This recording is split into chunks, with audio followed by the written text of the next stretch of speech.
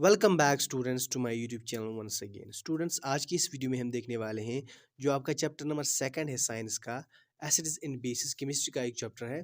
तो उसके आज हम एमसीक्यूज और 1 मार्क्स क्वेश्चंस देखने वाले हैं। अगर आपने पेपर का एनालिसिस किया होगा प्रीवियस पेपर्स का, तो उसमें आपने देखा होगा कि ये जो चैप्टर है इसमें से अक्सर एमसीक्यूज पूछे जाते हैं। क्वेश्चन ज़्यादा नहीं पूछते एमसीक्यूज, लेकिन पूछते हैं, ठीक है, या 1 मार्क के क्वेश्चंस पूछते हैं इस चैप्टर में से। तो इसलिए यहाँ से ये बहुत ही इंपॉर्टेंट चैप्टर है, ठीक है। तो इससे पहले जो मैंने गेस पेपर अपलोड किया हुआ था, उसमें मैंने इस चैप्टर के कुछ एमसीक्यूज या 1 मार्क्स के क्वेश्चंस बताए थे। तो उनको भी आप देखिएगा, ठीक है। और लास्ट में हम उनको भी फिर से डिस्कस करेंगे, उनको रिवाइज करेंगे फिर से। फिलहाल हम कुछ पॉइंट्स इसमें देखेंगे, ठीक है।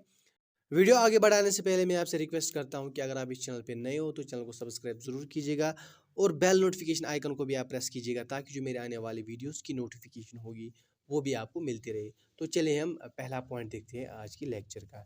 तो पहला पॉइंट है, acids are sour in taste and change the colour of blue litmus to red. जो एसिड्स होते हैं इनका जो टेस्ट होता है वो सोर होता है, यानी खट्टा खट्टा होता है इनका टेस्ट, ठीक है। अगर आपने कभी लेमन चूसा होगा या आपने कभी साइट्रस फूड कोई खाया होगा, तो उसमें एक एसिड होता है साइट्रिक एसिड। तो उसका टेस्ट क्या होता है? उसका टेस्ट होता है खट्टा, सोर जैसा, ठीक है। तो याद रखिएगा, जो एसिड्स का टेस्ट होता है वो होता है सोर, खट्टा। And change the colour of blue litmus to red. और जब भी अगर आपने कभी लैब में गए होंगे तो आपने देखा होगा वहाँ पे लिटमस पेपर्स होते हैं, ठीक है। अगर आप कोई सोल्यूशन आपने लिया लैब में, तो उसमें आपने ब्लू लिटमस पेपर डाला, अगर उसका कलर रेड हो जाता है तो आपको समझना है कि ये इसमें एसिड है, ठीक है। इस तरह हम दूसरा पॉइंट देखेंगे, bases are bitter in taste and change the colour of red litmus to blue. और जो बेसिस होते हैं, बेसिस क्या होते हैं, जिन उनका टेस्ट होता है बिटर। क्या होता है? बिटर, तलख जिसको हम बोलते हैं, ठीक है। और अगर हमने कोई सॉल्यूशन लिया लैब में, उसमें हम कौन सा लिटमस डाल रहे हैं? रेड मिट लिटमस डाल रहे हैं, ठीक है। अगर उसका कलर ब्लू हो गया तो आपको समझना है कि ये जो सॉल्यूशन है ये बेसिक सॉल्यूशन है, ठीक है। इसके बाद एक और पॉइंट हम देखेंगे, a yellow curry stain turns red when washed with soap. क्या होता है कि जब कभी हमने डिश कोई बनाई होती है जिसमें हमने टर्मेरिक का इस्तेमाल किया है, हल्दी का इस्तेमाल किया है, तो फिर अगर उसका सॉस हमारे कपड़ों पे गिर जाता है, ठीक है। उसके बाद जब हम उसको उस कपड़े को धोते हैं, ठीक है, तो जैसे ही हम उस पे सोप डालते हैं तो उसका कलर रेड हो जाता है, ठीक है।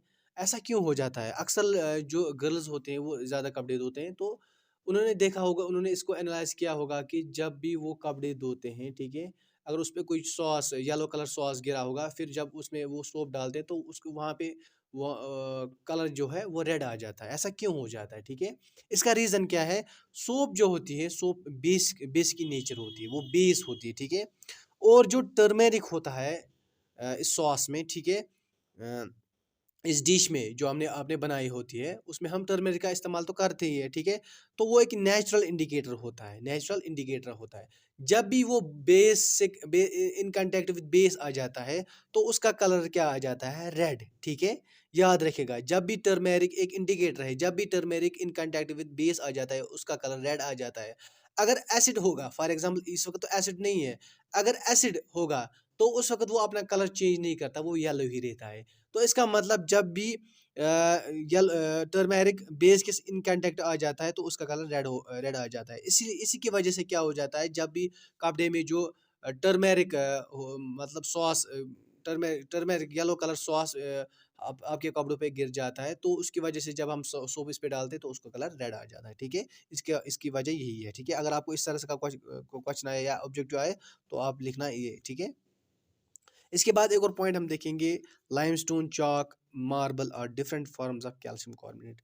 जो लाइमस्टोन है, चॉक है, मार्बल है, ये तीनों किसके फॉर्म्स हैं? कैल्शियम कार्बोनेट की। All metal carbonates and metal hydrogen carbonates react with acids to give corresponding salt, carbon dioxide and water। याद रखिएगा, जब भी कभी मेटल कार्बोनेट्स या मेटल हाइड्रोजन कार्बोनेट्स रिएक्ट करते हैं एसिड के साथ, तो वो कॉरस्पॉन्डिंग सॉल्ट, यानी कि जो मेटलिक सॉल्ट है, जो उसको मेटल होगा उसका सॉल्ट बनेगा और कार्बन डाइऑक्साइड गैस निकलेगा और वाटर निकलेगा। याद रखिएगा, ठीक है। इसके बाद एक और पॉइंट हम देखेंगे, the reaction between acids and bases to give salt and water is called neutralisation reaction. मैंने गैस में भी आपको ये बताया है, ठीक है। जब भी एसिड्स और बेस रिएक्ट करते हैं एक दूसरे के साथ, वो सॉल्ट बनाते हैं और वाटर वहाँ से निकलता है, ठीक है। तो इस रिएक्शन को क्या बोलते हैं? Neutralisation reaction. मेटल ऑक्साइड्स जब एसिड्स के साथ मिलते हैं वो भी सॉल्ट प्लस वाटर बनाते हैं, ठीक है। जो मेटल ऑक्साइड्स होते हैं they are basic in nature. मैंने इससे पहले भी बताया, जब मैंने मेटल्स एंड नॉन मेटल्स पढ़ाया था, तो उसमें मैंने बताया था कि मेटल ऑक्साइड जो होते हैं जब भी वो एसिड्स के साथ मिलते हैं, तो मेटल ऑक्साइड्स क्या होते हैं? वो बेसिक इन नेचर होते हैं। जब भी वो एसिड के साथ मिलेंगे वो सॉल्ट प्लस वाटर बनाएंगे। और जो नॉन मेटलिक ऑक्साइड्स होते हैं वो होते हैं एसिडिक इन नेचर। जब भी वो बेस के साथ मिलेंगे तो वो सॉल्ट प्लस वाटर बनेंगे। ये दोनों रिएक्शंस भी क्या है? ये न्यूट्रलाइजेशन रिएक्शंस। इसके बाद एक और पॉइंट हम देखते हैं, वाई शुड कर्ड और sour substance not be kept in brass and copper vessels. यानी कर्ड हो या कोई और सोर सब्सटेंस हो, वो हमें क्यों नहीं रखनी चाहिए ब्रास या कॉपर की वेसल्स में? तो इसका सिंपल रीज़न है, जो कर्ड हो या कोई और सोर सब्सटेंस हो उसमें एसिड्स होते हैं। मैंने अभी इससे पहले आपको बताया कि जो सोर सब्सटेंस होते हैं उनमें एसिड्स होते हैं, ठीक है। वो क्या करते हैं? वो रिएक्ट करते हैं इन मेटल्स के साथ, ब्रास हो या कॉपर हो, तो बनाते हैं कुछ टॉक्सिक मेटल कंपाउंड्स, ठीक है, जिसकी वजह से फूड पॉइजनिंग होती है और इससे हमारा जो सेहत है वो ख़राब हो सकता है। इसलिए हमें जो कर्ड हो या कोई और सोर्स सब्सटेंस हो वो हमें ब्रास या कॉपर के वेसल्स में नहीं रखनी चाहिए, ठीक है। इसके बाद एक और पॉइंट देखते हैं, acids give H positive plus और H3O positive ions in water. यानी जब भी आप एसिड्स को वाटर के साथ रिएक्ट कराते हो तो उस वहाँ पे क्या हो जाता है, जो H पॉजिटिव है वो या H3O पॉजिटिव आयंस हमें प्रोड्यूस हो जाते हैं, ठीक है। बेस जब भी वाटर के साथ रिएक्ट करते हैं तो वो क्या देती है वहाँ से? OH negative ions. ये आप याद रखिएगा, एमसीक्यू आ सकता है, जब भी हम बेस वाटर के साथ रिएक्ट कराते हैं वहाँ से कौन से आयंस हमें मिलते हैं, ठीक है, OH नेगेटिव आयंस मिलते हैं, ठीक है। Bases which are soluble in water are called alkalis. यानी कि बेसिस, वो बेसिस जो सॉल्युबल हो वाटर में तो उनको हम अल्कलीज बोलते हैं। तो यहाँ से एक पॉइंट इस तरह से भी निकल सकता है कि सभी अल्कलीज जो है वो क्या है? वो बेसिस, लेकिन सभी बेसिस अल्कलीज नहीं होती, ठीक है। वही बेसिस जो सॉल्युबल है वाटर में तो उनको हम क्या बोलते हैं? अल्कलीज, ठीक है। इसके बाद एक और पॉइंट हम देखते हैं, the process of dissolving N acid and base in water is highly exothermic in nature. याद रखिएगा, जब भी आप एसिड वाटर के साथ डिसॉल्व करोगे या बेस वाटर के साथ डिसॉल्व करोगे वो एक हाईली एक्सोथर्मिक रिएक्शन होती है, ठीक है। बहुत ज़्यादा हीट वहाँ से निकलती है। यही रीज़न है, जब भी आप एसिड वाटर को वाटर के साथ डिज़ॉल्व करना होता है तो हमेशा आप एसिड को ही वाटर के साथ ड्रॉप वाइज डिज़ॉल्व उसमें करोगे, ना कि आप वाटर ऐड करोगे डायरेक्टली टू द एसिड। अगर आप ऐसा करोगे, वाटर ही एसिड को ऐड करोगे, तो वहाँ से बहुत ज़्यादा हीट निकलती है जिसकी वजह से वो बीकर भी फट सकता है, ठीक है, आपको इंजरी हो सकती है, ठीक है। आप हमेशा जब भी आपको वाटर और एसिड को डिज़ॉल्व करना होगा तो आप एसिड ही ड्रॉप वाइज डिज़ॉल्व करेंगे वाटर में, ठीक है। इसके बाद एक और पॉइंट हम देखते हैं, मिक्सिंग ऑफ एसिड और base with water results in decrease in the concentration of ions H3O positive OH negative ions per into volume. Such a process called dilution. Dilution क्या होता है? जब भी आप एसिड या बेस को मिक्स करते हो किसके साथ? वाटर के साथ, तो इसके वजह से क्या हो जाता है, जो H3O पॉजिटिव आयंस या OH नेगेटिव आयंस की कंसंट्रेशन क्या हो जाती है? डिक्रीज। तो इसी प्रोसेस को हम क्या बोलते हैं? डाइल्यूशन, ठीक है। इसके बाद एक और पॉइंट हम देखते हैं, व्हाट इज़ पीएच? पीएच क्या है? पीएच की बहुत सारी डेफिनेशंस है, यहाँ पे मैं आपको सबसे सिंपल डेफिनेशन बताऊंगा, ठीक है। PH is measure of how acidic और बेसिक a substance और a solution is। क्या होता है पीएच? ये एक मेजर है कि एक सब्सटेंस या एक सॉल्यूशन कितना एसिडिक है, कितना बेसिक है। सिंपल, एक सब्सटेंस कितना या एक सॉल्यूशन कितना एसिडिक है, कितना बेसिक है, इसी को हम बोलते हैं इसका पीएच, ठीक है। What is pH scale? PH scale क्या होती है? A scale for measuring hydrogen ion concentration in a solution is called pH scale। pH scale होती है जब हम हाइड्रोजन आयन कंसंट्रेशन मेजर करेंगे एक सॉल्यूशन में, तो उसी को हम बोलते हैं जिससे हम क्या करते हैं? मेजर करते हैं, तो उसको हम बोलते हैं पीएच स्केल, ठीक है। तो यह हम आगे जाके हम इस स्केल का देखेंगे कि कहाँ से कहाँ तक एसिड होता है, कहाँ से कहाँ तक बेसिक होता है, कौन सा वाला न्यूट्रल होता है, वो हम आगे जाके देखेंगे, क्योंकि ये ऑलरेडी मैंने डिस्कस किया हुआ है गैस पेपर में, लेकिन हम बाद में फिर से उसको देखेंगे, उसको रिवाइज करेंगे। NaCl is also called common salt. अगर आपको कॉमन सॉल्ट डालता है, कॉमन सॉल्ट की फॉर्मूला क्या है? NaCl देना, ठीक है, sodium chloride. Aqueous solution of sodium chloride is called brine. जब आप सोडियम क्लोराइड को वाटर के साथ लेते हैं तो हम उसको बोलते हैं, उस सॉल्यूशन को बोलते हैं ब्राइन, याद रखिएगा, ठीक है। इसके बाद यहाँ पे मैंने 3 कंपाउंड्स के कुछ प्रॉपर्टीज़ दिए हैं और कुछ यूज़ दिए हैं, आप इसको करना, ठीक है। The compound sodium hydrogen carbonate NaHCO3 is called baking soda. Baking soda किसको हम बोलते हैं? Sodium hydrogen carbonate. अगर हम इसके 2 प्रॉपर्टीज देखेंगे, ये वाइट क्रिस्टलाइन सॉलिड होता है, ठीक है। क्रिस्टल सॉलिड्स होते हैं, ठीक है, वाइट कलर होता है इनका, और ये नॉन फ्लेमेबल होते हैं, यानी कि ये फायर कैच नहीं करते, ठीक है। यानी कि जब भी आप इनको हीट दोगे ये फायर कैच नहीं करेंगे। टू यूजेस इसके क्या है? Used in preparation of baking powder. Baking powder बनाने में इसको मदद देता है, ठीक है। बेकिंग पाउडर बनाने में हम इसी का इस्तेमाल करते हैं, ठीक है। या हम कोल्ड ड्रिंक जो बनाते हैं उसमें भी हम इसको यूज़ करते हैं, ठीक है। The compound sodium carbonate decahydrate is called washing soda. Washing soda क्या होता है? Sodium carbonate decahydrate 10 times water, ठीक है। तो इसकी प्रॉपर्टीज 2 हम देखेंगे। ये भी एक वाइट क्रिस्टलाइन सॉलिड होता है, ठीक है, और ये वाटर में सॉल्युबल होता है। ये 2 प्रॉपर्टीज है इसकी, ठीक है। यूज़ क्या है इसकी? ये गिलास, सोप और पेपर इंडस्ट्रीज में इसको इस्तेमाल किया जाता है। And use to remove the permanent hardness of water. और जो परमानेंट हार्डनेस ऑफ वाटर होती है वो क्या होती है? जिसमें कैल्शियम सल्फेट हो या मैग्नीशियम सल्फेट हो, ठीक है। तो उनकी वजह से, यानी कि जिस वाटर में आपको कैल्शियम या मैग्नीशियम के सल्फेट्स हो, तो उसमें परमानेंट हार्डनेस होती है, टेम्परेरी हार्डनेस होती है। अगर कैल्शियम या मैग्नीशियम के बाइकार्बोनेट्स हो, तो क्या टेम्परेरी हार्डनेस अगर आपको ख़त्म करनी होगी वाटर में, तो आपको खाली हीट करने की ज़रूरत है। लेकिन अगर आपको परमानेंट हार्डनेस ख़त्म करनी है, परमानेंट हार्डनेस किसकी वजह से होते हैं? कैल्शियम या मैग्नीशियम सल्फेट्स अगर होंगे, ठीक है, तो उसको आप ख़त्म कैसे कर सकते हो? आपको ये वाला कंपाउंड वॉशिंग सोडा उसमें डालना है, तो उसकी वजह से क्या हो जाता है? ये जो हार्डनेस है, परमानेंट हार्डनेस वाटर की, वो खत्म हो जाती है, ठीक है।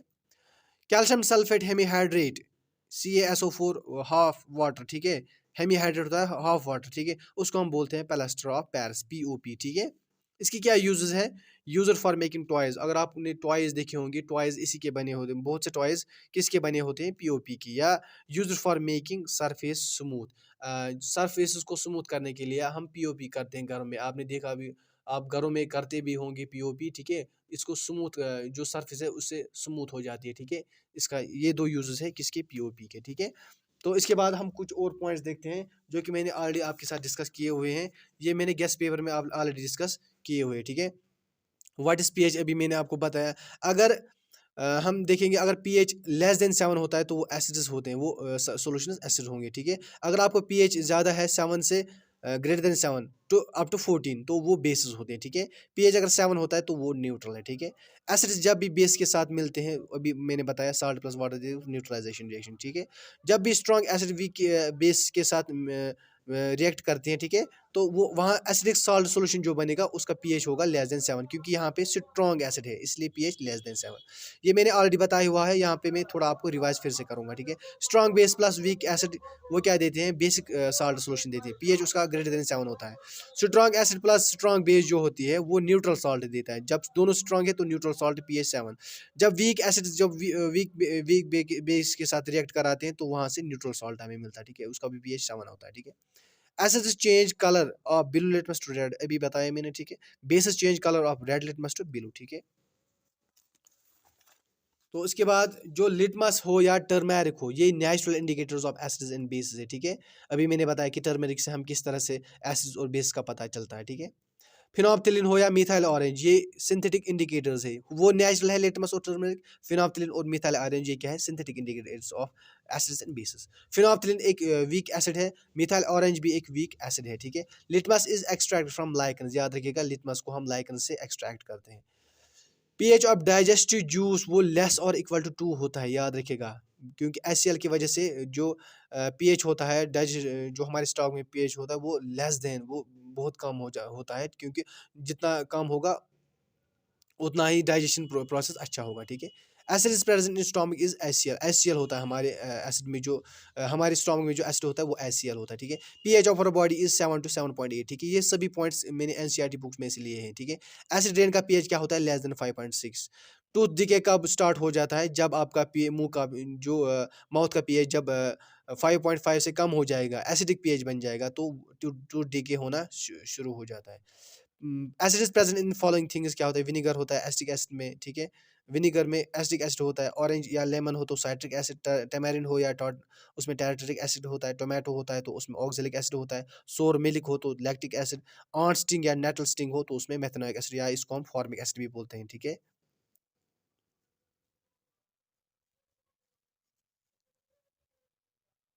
ठीक है, तो इसके बाद हम देखेंगे कुछ कंपाउंड्स जिनके आपको नाम याद रखने हैं, ठीक है। इन कंपाउंड्स का आपको नाम याद रखना है। अगर आपको एक्वस सॉल्यूशन ऑफ NaCl अभी मैंने बताया वो बराइन होता है, milk of magnesium, magnesium hydroxide, ठीक है, बेकिंग सोडा हो तो sodium hydrogen carbonate, washing soda होता है sodium carbonate dehydrate, bleaching powder होता है कैल्शियम ऑक्सलेट CaOCl2, या ड्राई सेलेक्ट लाइम हो calcium hydroxide, plaster of Paris अभी मैंने बताया कैल्शियम सल्फेट हेमीहाइड्रेट, या जिप्सम हो तो कैल्शियम सल्फेट डिहाइड्रेट। तो आई होप ये आपको समझ आ गया होगा। आप अपने फ्रेंड्स के साथ भी इसको शेयर कीजिएगा। Thank you so much for watching.